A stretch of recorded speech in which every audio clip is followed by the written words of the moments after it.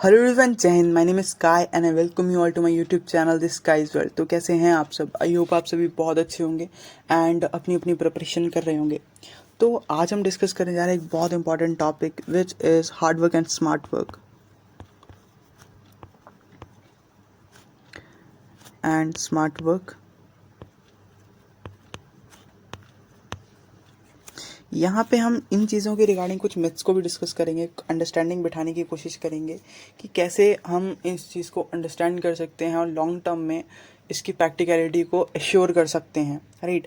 तो अगर मैं हार्ड वर्क को मेंशन करना चाहूँ, hard work is a thing जो भी पैट्रियार्कल वे से चीज़ें चलती आ रही हैं, एक प्रोसेस चलता आ रहा है किसी भी काम को करने का, ठीक है। उस चीज़ को करो एंड अपने गोल को अचीव करो। Smart work is just kind of thing कि हार्ड वर्क में से जो प्रोसेस है, प्रोसेस की चीज़ों को बीच बीच में से आप ऐसे कर सकते हो प्रैक्टिकल वे में, बहुत अच्छे वे पे अंडरस्टैंड करके आप कम टाइम में, यहाँ पे टाइम मैटर करता है प्लस प्रोडक्टिविटी मैटर करती है, राइट। कि आप कम टाइम यूज़ करके ज़्यादा प्रोडक्टिविटी निकाल पाओ, तो उसको हम स्मार्ट वर्क की कैटेगरी में ले आते हैं। This is a simple difference between hard work and smart work. But यहाँ पे हम कौन कौन सी चीज़ों से डील करेंगे आज, कौन कौन सी चीज़ों को अंडरस्टैंड करने की कोशिश करेंगे, यहाँ पे मैं आपको बताता हूँ। फर्स्ट पोर्शन तो हमारा रहेगा अंडरस्टैंडिंग,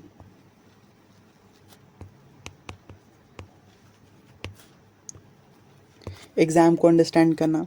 सेकंड थिंग, और इसमें ना बहुत सारे मिथ्स ही हैं, मिथ्स को कवर करूँगा मैं इस वीडियो में। सेकंड थिंग, आपके नोट्स के रिगार्डिंग बहुत मिथ्स हैं hard work and smart work को लेके। थर्ड, आपकी आंसर राइटिंग के रिगार्डिंग।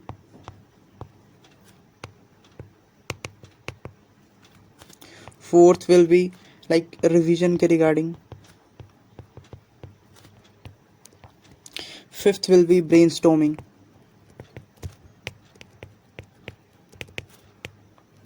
राइट। तो इन सब चीज़ों में ना बहुत मिथ्स कैरी करते हैं हम सब, सभी के सब करते हैं, और ठीक है। और आप देखिएगा कुछ चीज़ें तो आप एक्चुअल वे में फॉलो भी कर रहे होगे इन सब चीज़ों में, राइट।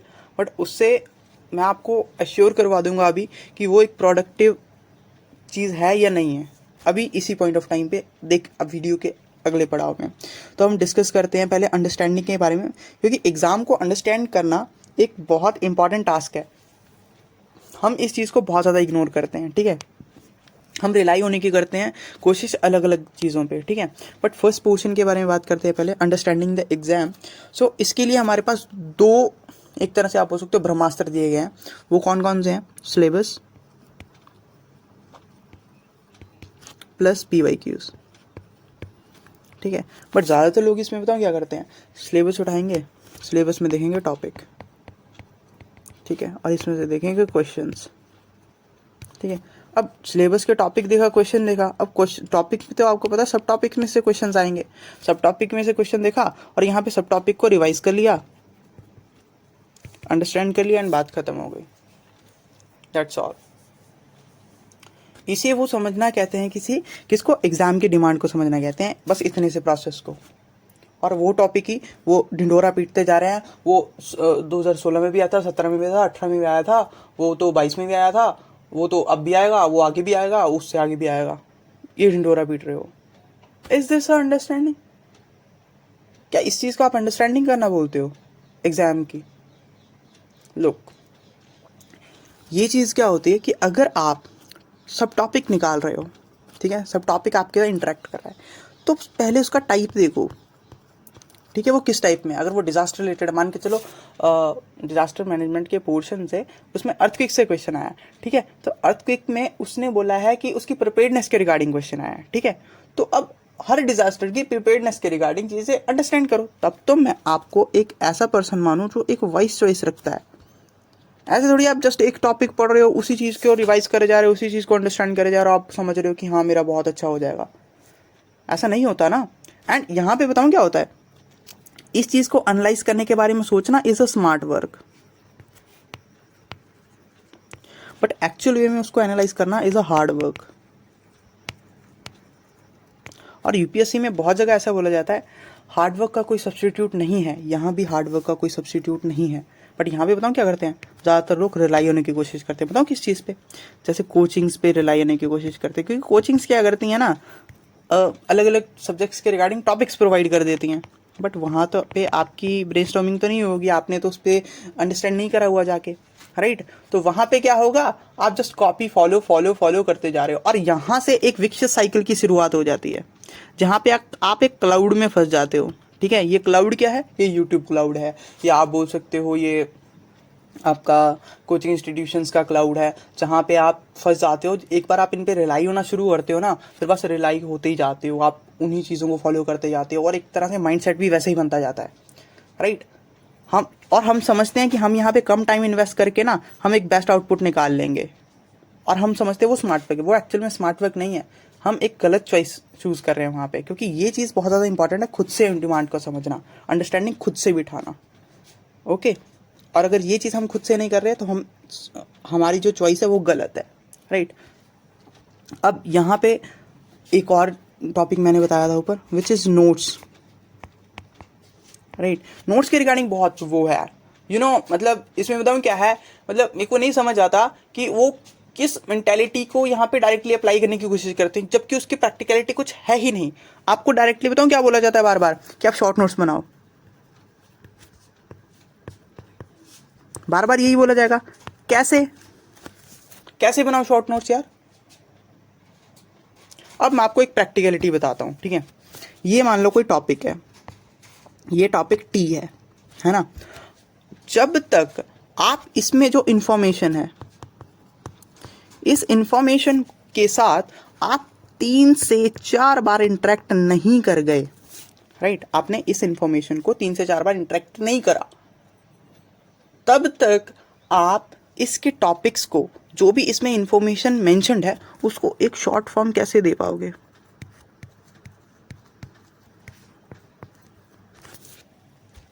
मैंने स्टूडेंट्स देखे हैं 10 दिन हुए हैं अभी प्रिपरेशन स्टार्ट किए हुए, और बात कर रहे हैं शॉर्ट नोट्स की। अंडरस्टैंडिंग बिठाई नहीं सब्जेक्ट के साथ, सब्जेक्ट की नीड को नहीं समझा है, उसमें क्या चीज़ें लाई जानी चाहिए, क्या चीज़ें नहीं लाई जानी है। और फर्स्ट डे वो बात कर रहे हैं, 10th डे वो बात कर रहे हैं शॉर्ट नोट्स की।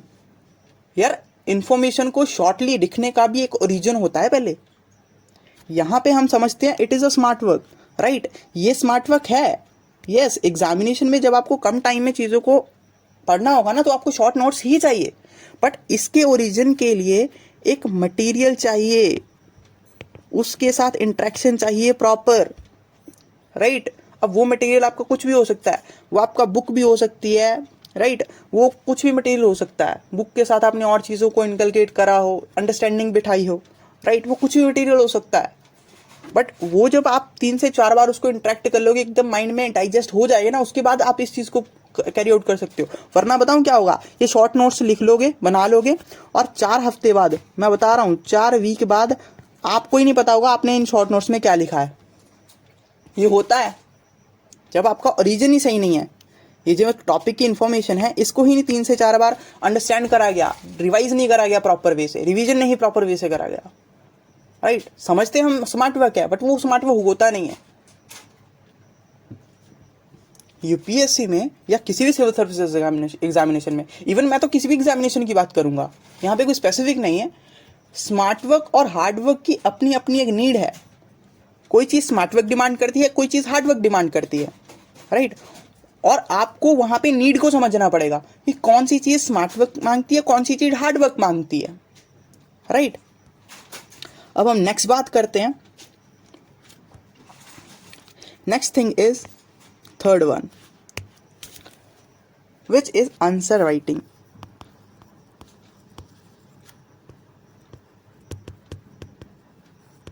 राइट, अब यहाँ पे क्या होगा, आंसर राइटिंग करना बहुत ज़्यादा इंपॉर्टेंट है, ये तो एक तरह कोर है यूपीएससी का। बट यहाँ पे ना 2 तरह की मेंटालिटीज़ होती हैं, ठीक है। एक मेंटालिटी होगी जो समझेगी कि हाँ मैं स्मार्ट वर्क कर रहा हूँ, ठीक है, बट वो एक्चुअल में होगा हार्ड वर्क। और एक सोचेगा कि मैं चल हार्ड वर्क कर रहा हूँ, बट वो होगा एक स्मार्ट वर्क। अब इस चीज़ को मैं आपको 2 अलग वे से समझाने की कोशिश करता हूँ। ये कौन से लोग हैं जो सोचते हैं कि मैं आंसर राइटिंग बहुत बाद में करूँगा, कि मैं पहले अपना कंटेंट बना लूँगा, स्ट्रक्चर बनाना सीखूँगा, पहले मैं सब्जेक्ट तो पढ़ लूँ, मैं और सारी चीज़ें करूँ, मुझे 5-6 रीज़न देगा वो, ठीक है। उसके बाद बोलेगा कि मैं बाद में करूँगा, और वो बाद ना कभी नहीं आता, मैं बता रहा हूँ। प्रीलिम्स भी हो जाता है, वो बाद नहीं आता। इसको वो पर्सन समझता है, वो पर्सन स्पेसिफिक समझता है मैं स्मार्ट वर्क कर रहा हूँ, कि मैं उस चीज़ से पहले नहीं करूँगा ना, मैं क्यों जाऊँ उस लाइन में जहाँ पे मैं वो चीज़ एक्चुअल में कर ही नहीं पा रहा, राइट। बट ये एक ऐसी चीज़ है, ये डिमांड करती है हार्ड वर्क। यहाँ पे आपका स्मार्ट वर्क नहीं चल सकता, राइट। और यहाँ पे ये पर्सन है जो हार्ड वर्क कर रहा है। क्या कर रहा है इसने, क्या करा है, जब प्रिपरेशन स्टार्ट करिए तो फर्स्ट डे से ही आंसर राइटिंग स्टार्ट कर दी, राइट।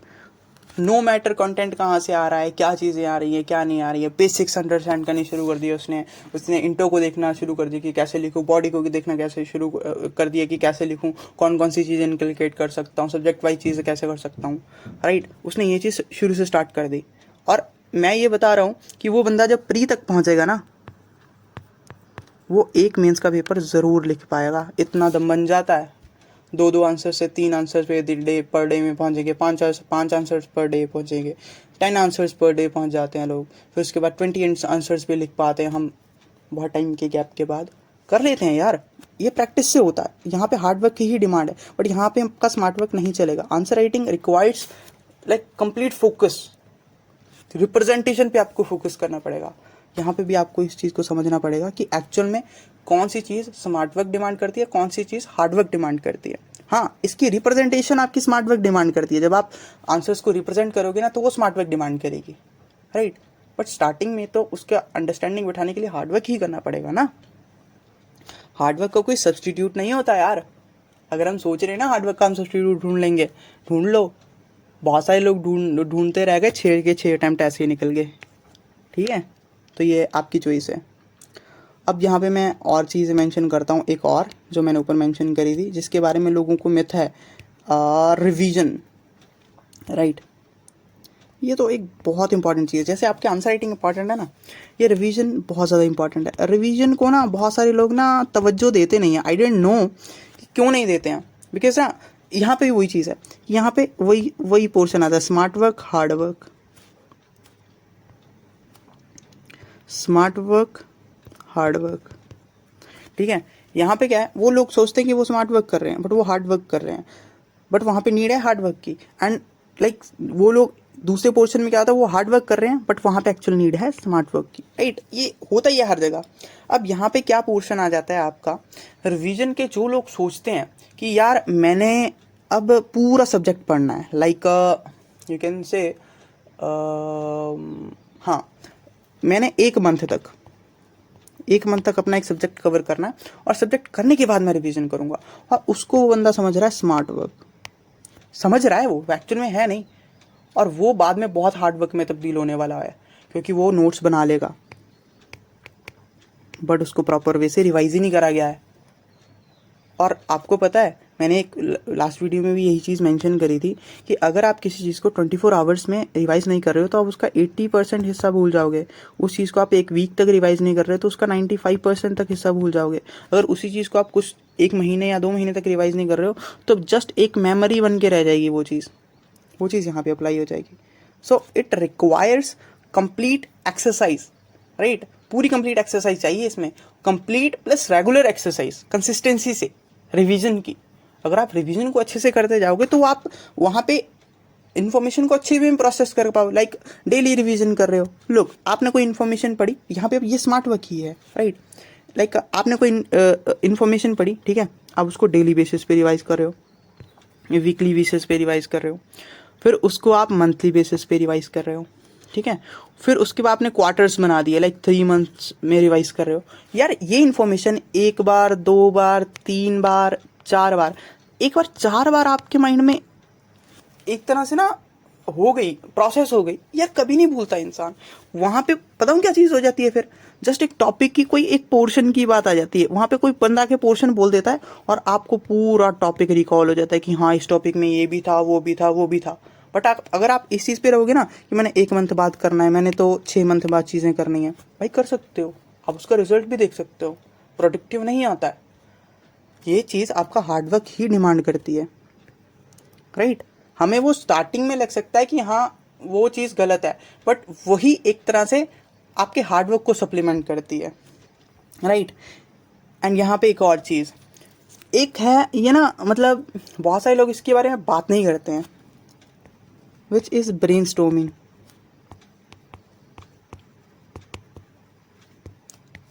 मैं इसके बारे में बात करता हूँ। ब्रेनस्टॉर्मिंग बहुत ज़्यादा इंपॉर्टेंट है, टॉपिक्स के रिगार्डिंग चीज़ों को समझना, अंडरस्टैंडिंग बिठाना, राइट।